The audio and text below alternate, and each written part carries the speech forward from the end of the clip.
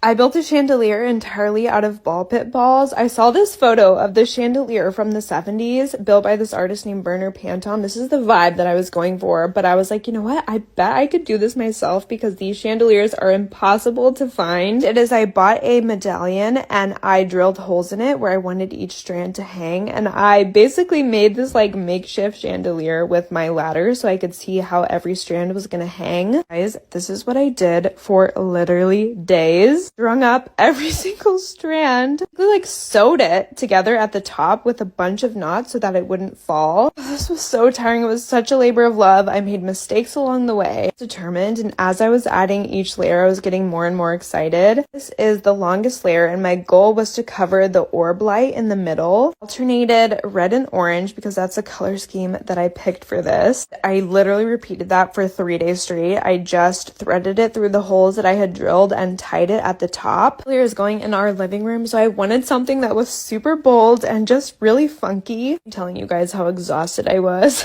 Drilled the last layer of holes because I didn't have enough, and on the last layer I did like a staggered pattern so that each like length was at a different height, and it actually added so much body to this, so I'm really glad that I did it. Here's how it looked at the end. I am so happy with this. So good. Obviously I don't have it like hung up or lit yet because I'll have to wire it onto the ceiling of the living room. I have it just like hanging up here on the ladder, but this is how it looks. I'm so proud of myself for the amount of work that I put into this, and I think it's gonna look so pretty lit up. Like I can just imagine it, and I'm so excited. So this is the finished ball pit ball chandelier. That's where it's going, and the next step will just be to wire it up.